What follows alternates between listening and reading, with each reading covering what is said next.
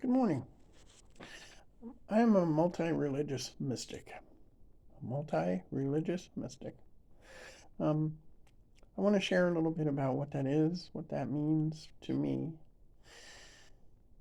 and um, how I practice what I practice.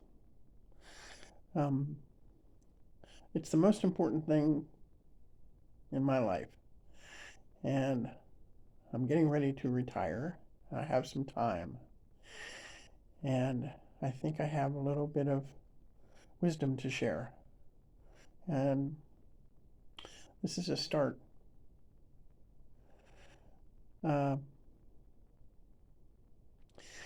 I invite questions and interest, curiosity. Um, so, um, so multi-religious mysticism to me probably means a different something to anybody else who might practice it. But to me,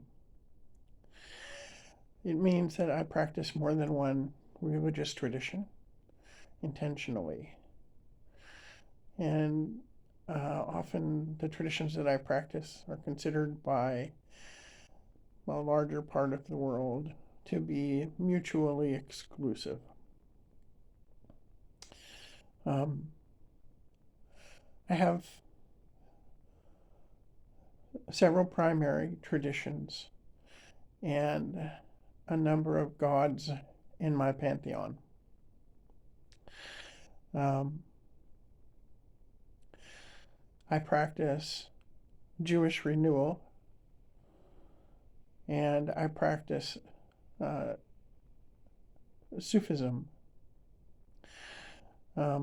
Both Jewish renewal and Sufism are mystical traditions. Uh, and I was raised in Byzantine Catholicism, which also has its mystical aspect. Um, so that would be the common thread between my three primary traditions. And of course, they are what is known as the Abrahamic traditions, all emerged from the root of the biblical Abraham. Um, and I don't practice them all the time, all the same way, all in a traditional manner. I have my own ways of practicing, and that is some of what I would like to share as we move on.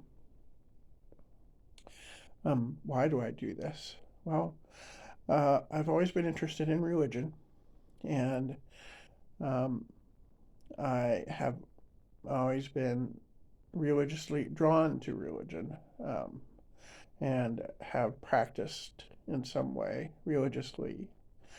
But I've never really felt called to a particular traditional manner of practicing. Um, most traditional boxes aren't big enough to include all of who I am as a human being. Um, so, I step outside of the lines. Um, when I was young and raised in the Byzantine Catholic tradition, I really wanted to be a priest, but I was born female, so that was not an option. And so I left that church. Um, and I searched around for many, many years. And I was, probably, what, 50 when I finally settled on converting to Judaism. And I started practicing in Berkeley, California at a congregation called Hokmat Halev, which means wisdom of the heart in Hebrew. And it was and is a wonderful kind of ecstatic congregation. And the tradition is very lively, there's a lot of dancing and singing, and the Torah study that we do is very engaged and much questioning. Um, there's no single right interpretation. There's no one way to look at what is in the Torah and say this is the truth. That's one of the things I love about the tradition. And I'm just touching surface, on a couple of the traditions that I practice and some of my history. So this is not by any means the whole story. Um, and after I had been practicing Judaism for several years, I met my great teacher, whose name was Ibrahim Farajage, in Berkeley, California, at a school called Star King School for the Ministry. And he called himself multi-religious. He was a Muslim, a Sufi. He was a Chishti Sufi sheikh. That's the religious teacher or leader of a Sufi circle. And the Chishti is the lineage, the tradition, and it came out of India. And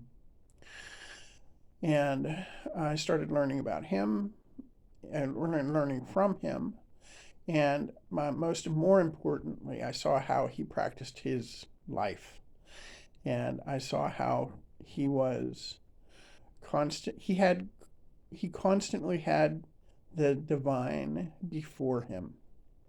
And he was courteous and mannerly in a way that I had never seen anyone be before. And he always acted as though the person in front of him was God.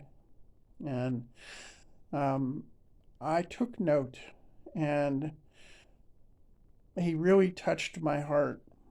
And his life and his practice really touched my heart. And he invited me to work with him at a certain point at Star King. And once I started working with him, I really discovered who he was and how he lived in the world. And I just really wanted to emulate his way of being.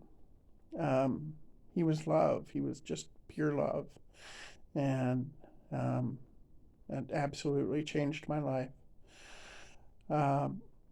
He passed away 7 years ago, and when he passed away, I did what is called taking hand with his Sufi circle, and I became a Sufi myself.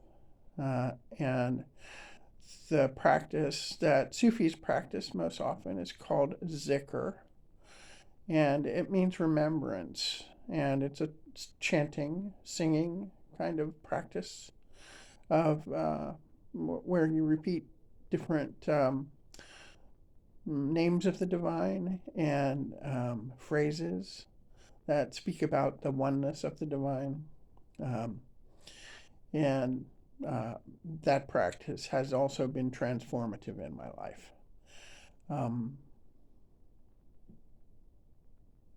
So Christianity was what I was raised in. I converted to Judaism, and then I became a Sufi and a Muslim. And I did not reject any one tradition before becoming another tradition. So in brief, that's what I mean when I say I am a multi-religious mystic. And that's a tiny bit of how I practice. And I'll see you next time. Thank you.